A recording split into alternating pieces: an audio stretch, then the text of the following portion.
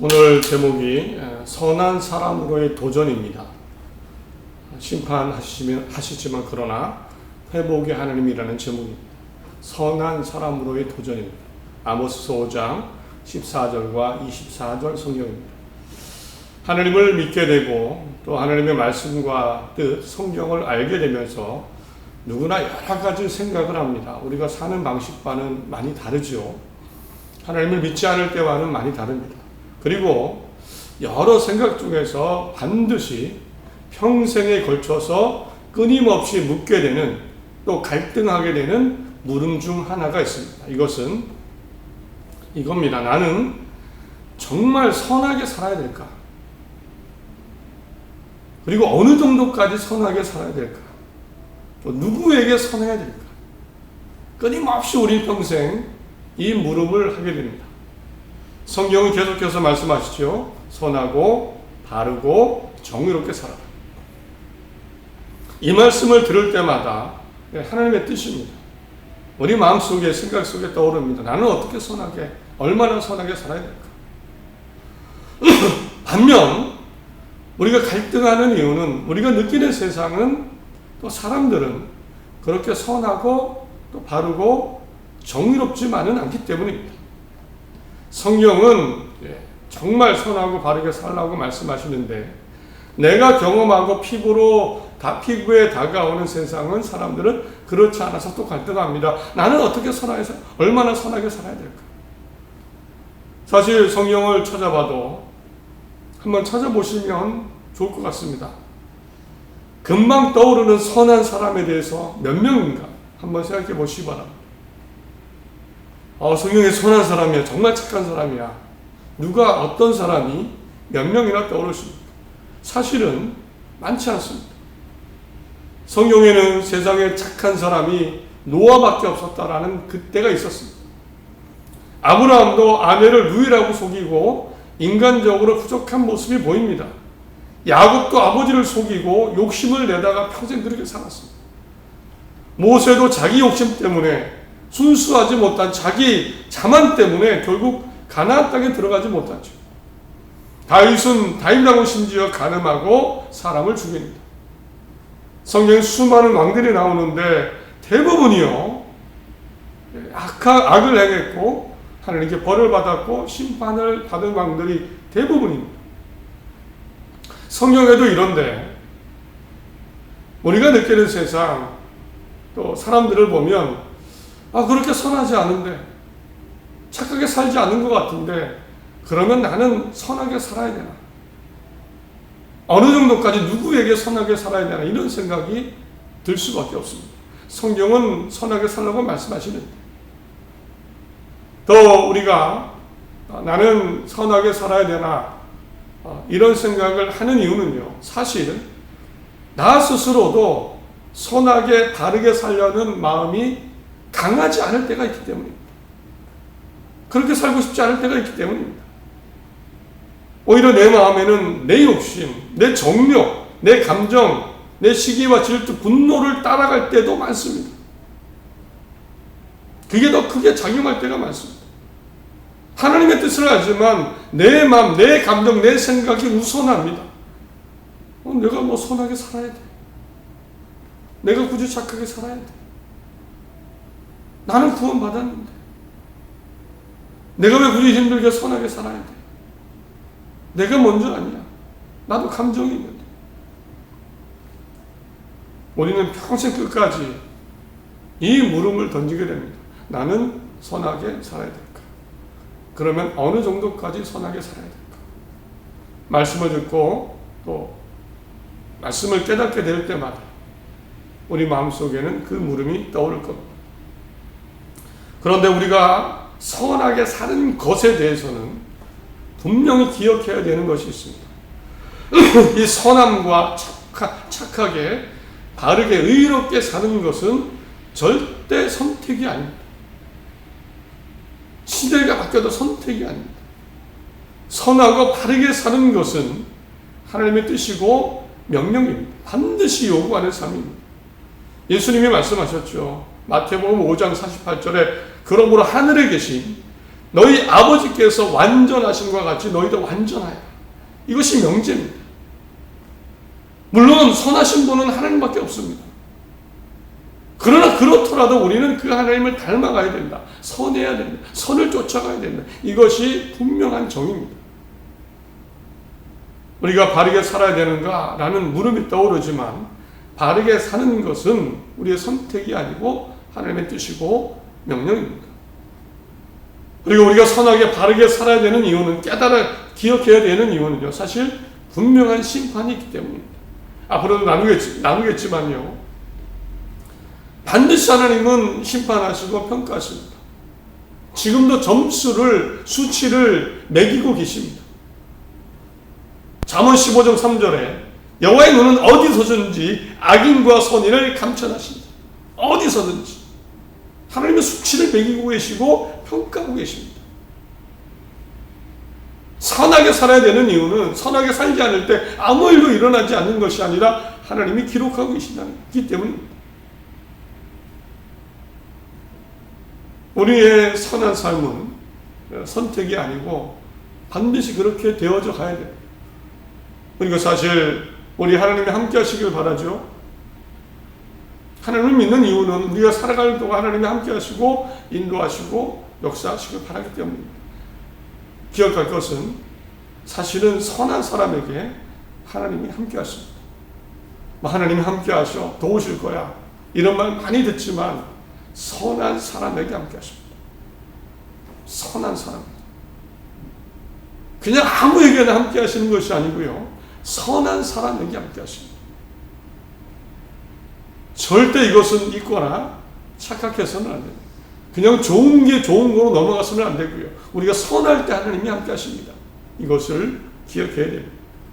오늘 21절 22절에도 내가 너희 절기를 미워하며 멸시하며 너희 성회들을 기뻐하지 아니하나니 너희가 내가 내게 번제나 소제를 드릴지라도 내가 받지 아니할 것이요 너희 살찐 일상의 화목제도 내가 돌아보지 아니하리라. 내 노랫소리를 내 앞에 걸칠지어다. 내 비포와 소리도 내가 듣지 아니하리라. 하나님 함께 하시지 않느냐는 말씀입니다. 선하지 않게 악하게 살아갈 때. 오늘 말씀의 제목이 선한 사람의 도전입니다. 아모스서를 통해서 함께 다시 한번 우리 마음을 돌아보고 선한 삶이 되시기를 바랍니다. 성경은 끊임없이 우리가 선해야 된다. 심판이 있기 때문에 하나님은 선하고 함께 하시길 바라신다. 이 말씀을 하고 계십니다. 그 중에 하나가 바로 아모스서입니다.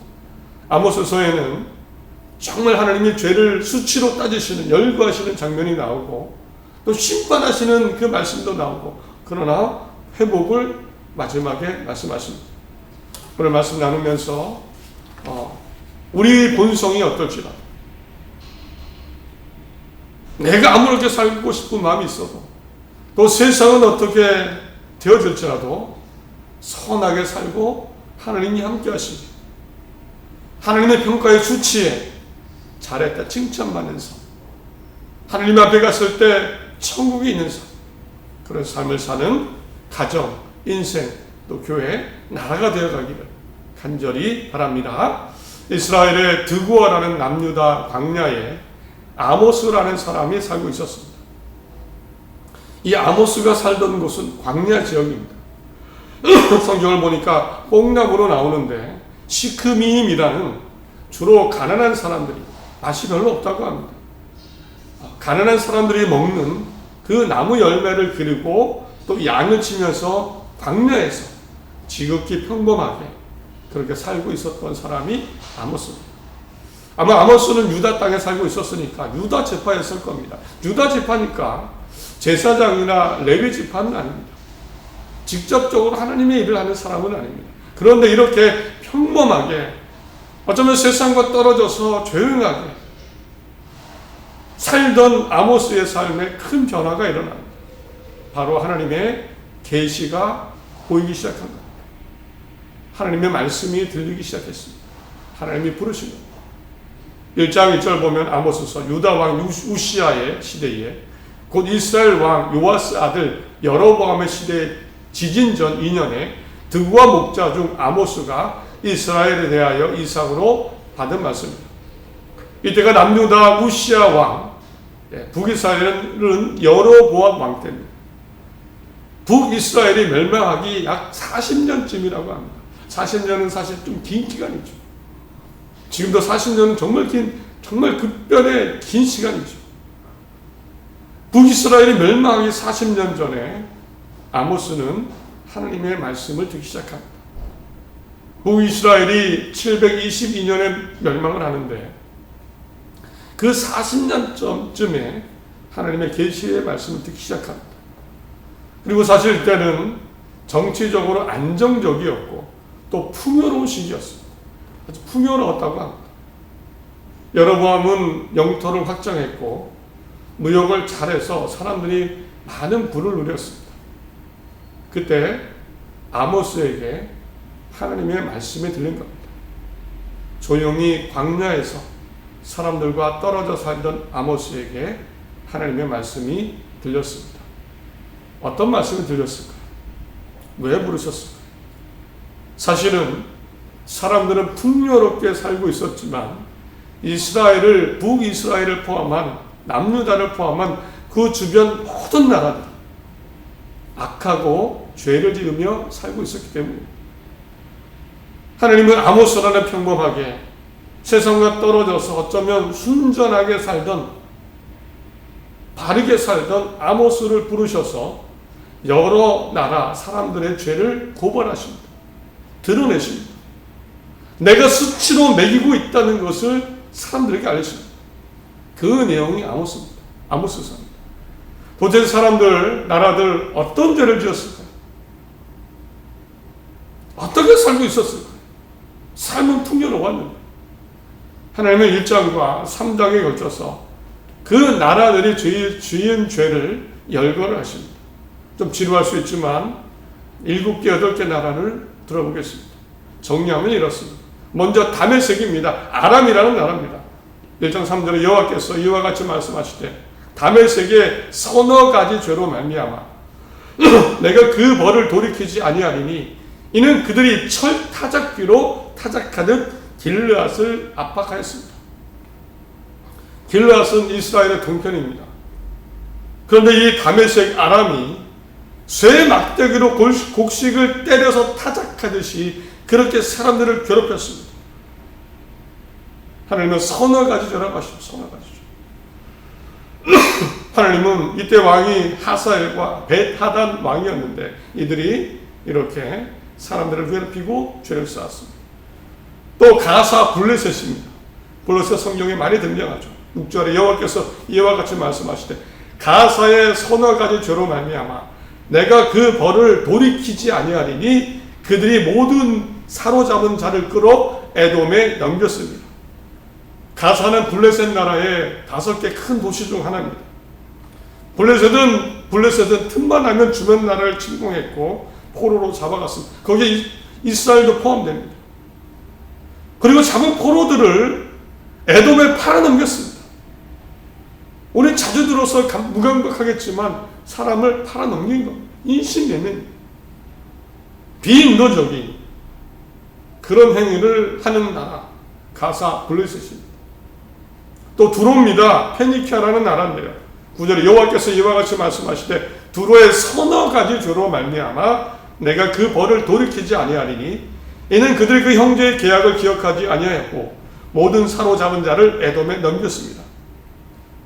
똑같습니다. 이 사람들도 전쟁을 하고 에돔의 사람을 사고 팔았습니다. 사람을 파는 게 그 당시 일상이었던 것 같습니다. 팔아넘기는 게. 평범하게 살던 사람을 침공해서 죽이고 사로잡은 사람을 팔아넘기는 것. 한번 상상을 해보십시오. 또 에돔이라는 나라입니다. 에돔은 성경의 야곱의 형 에서의 후손이죠. 이스라엘과 형제지간입니다. 혈연적으로 연결되어 있습니다. 그러나 11절에 여호와께서 이와 같이 말씀하시되 에돔의 서너 가지 죄로 말미암아 내가 그 벌을 돌이키지 아니하리니 이는 그가 칼로 그 형제를 쫓아가며 긍휼을 버리며 항상 맹렬히 화를 내며 불을 끊임없이 뿜었습니다. 같은 형제의 나라인데 이 에돔도 이스라엘을 공격해서 칼로 분노를 품고 늘 전쟁을 했습니다.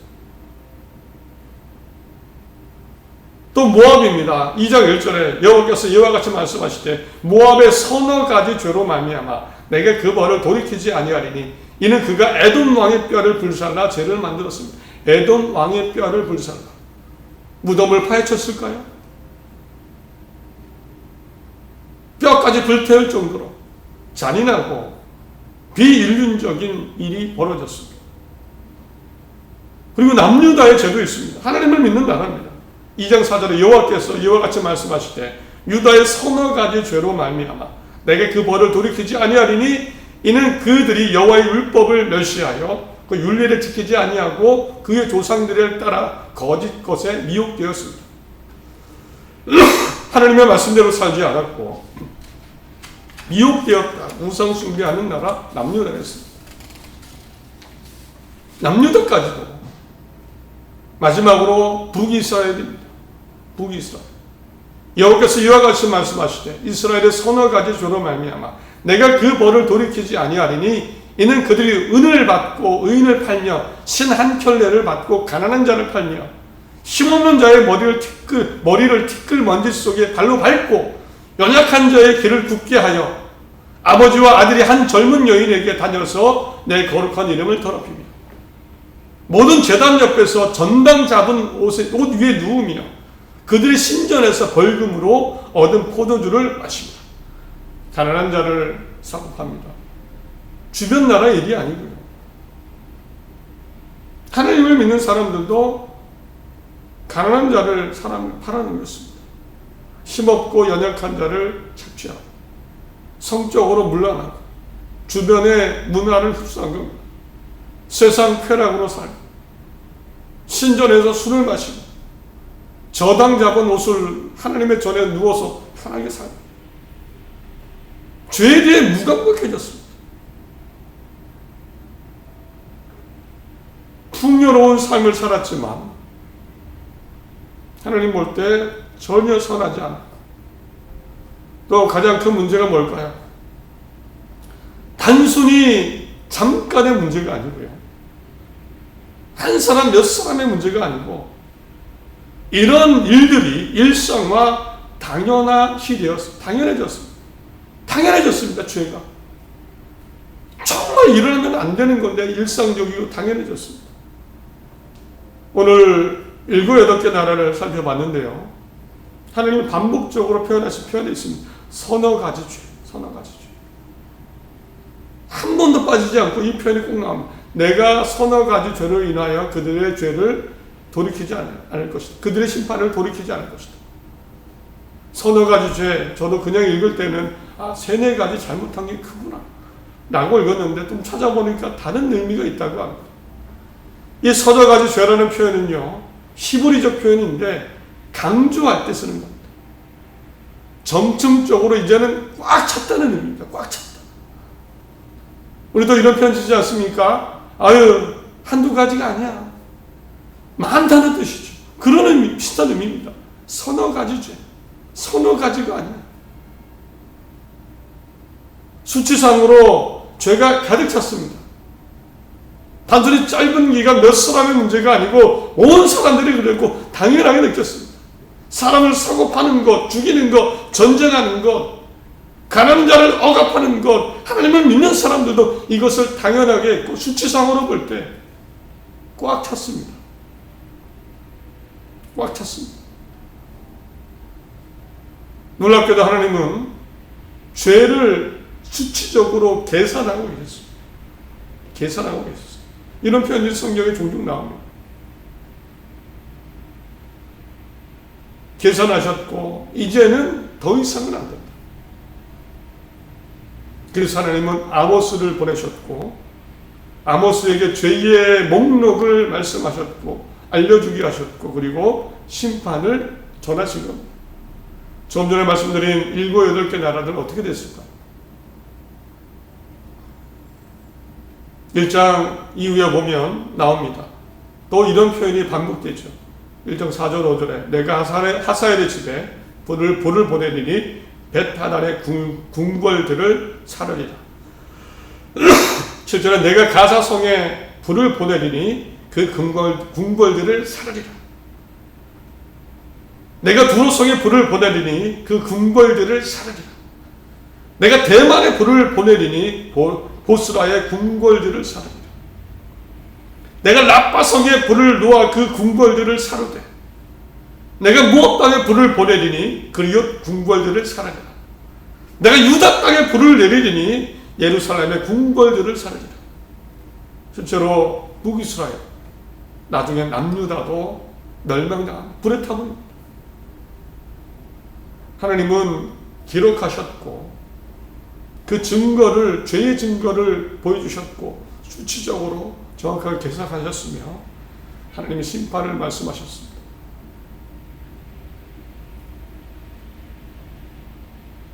하나님이 아모스를 부르신 이유입니다.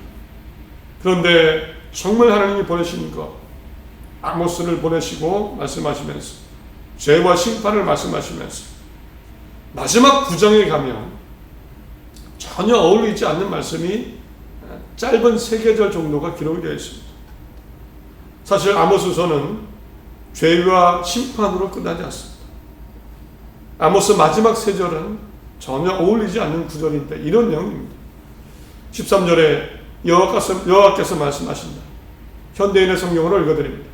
곡식을 베기가 무섭게 씨를 뿌리며 포도주를 만들기가 무섭게 포도가 자라. 산과 산 언덕에서는 달콤한 포도주가 뚝뚝 떨어지는 때가 올 것이다. 내가 내 백성 이스라엘을 원상태로 회복시키겠다. 그들은 폐허가 될 성을 재건하고 거기에 살 것이며 포도원을 가꾸고 그 포도주를 마시며 과수원을 만들고 그 과실을 먹을 것이다. 내가 그들을 내가 준 땅에 심겠다. 그들이 다시는 그 땅에서 뽑히지 않을 것이다. 이것은 너희 하나님 여호와의 말씀이다. 그 나라가 지금의 이스라엘이죠. 실제로 역사적으로 나라는 멸망했지만 믿음을 지키고 회개한 사람들, 바른 사람은 다시 돌아왔습니다. 성벽과 성전을 재건했고 그렇게 새로운 나라를 이루어갔습니다. 그 우선이 지금 이스라엘이죠. 정말 하나님이 말씀하시고 싶은 것은 회복입니다. 악을 돌이키고 선으로 돌아오라. 그리고 회복하랍니다. 세상과 내 본성이 어떨지라도 악을 버리고 선하게 살아서 하나님의 회복을 경험해라. 이것이 하나님의 메시지였습니다. 오늘 하나님이 정확하게 기록하시고 열거하신 내용들, 수치로 따지신 부분들을 보면서 한번 내 삶 속에, 마음 속에, 우리 속에 선과 악을 따져보시기 바랍니다. 세상에 악이 있고 우리가 그것을 보고 듣고 영향을 받는데 나는 얼마나 선하게 살고 있습니까? 내 삶에, 우리 가정에, 교회에, 한국교회에, 이 나라에 선한 것은 무엇이고 악한 것은 무엇입니까? 선과 악을 구별하시고 따져보시고 하나님은 따지고 계십니다. 그리고 이제 도전했으면 합니다. 나는 가능한 선하게 살겠다. 나는 가능한 바르게 살겠다. 나는 가능한 선한 모습으로 되어져 가겠다. 24절 오직 정의를 물같이 공의를 마르지 않는 강같이 흐르게 할지어다. 내 손이 흐르게 하십시오. 우리 가정에, 교회에, 나라에 내 선한 모습이, 선한 언어와 내 이야기, 내 표현, 삶, 정의를 물같이 흐르게 하십시오. 하나님이 반드시 갚으시고 우리 삶도 가정도 나라도 회복하실 것입니다. 14절 24 너희는 살려면 14절입니다. 선을 구하고 악을 구하지 말지어다. 만군 하나님 여호와께서 너희 말과 같이 너희와 함께 하시리라. 하나님이 함께 하실 것입니다. 정말 선하게 살 때 그 교회에, 나라에 하나님이 함께 하실 것입니다. 그리고 계산하신 하나님, 계산하시죠. 우리의 악한 모습과 선한 모습 다 계산하실 것입니다. 그리고 선하게 살려고 할 때, 선으로 점점 나아갈 때에 하나님이 긍휼히 보아주실 것입니다. 너희는 악을 미워하고 선을 사랑하며 성문에서 정의를 세울지어다. 만군의 하나님 여호와께서 혹시 요셉의 남은 자를 불쌍히 여기십니다. 선을 방향으로 틀어서 선하게 사시고 선한 최선을 다하여 선한 삶을 사는 사람들 교회 가정이 되시기 바랍니다. 하나님이 함께 하시고 갚아주실 것입니다. 긍휼히 부어주시고 회복하실 것입니다. 하나님 안에 승리하는, 그리고 마지막에 하나님의 영원한 생명을 누리는 모두가 되시기 바랍니다. 선에 도전하시고 하나님이 어떻게 이루시는가 다 경험하는 하나님 안에 복된 평화가 있는, 승리가 있는 그런 삶을 사는 모두가 되시기를 간절히 바랍니다.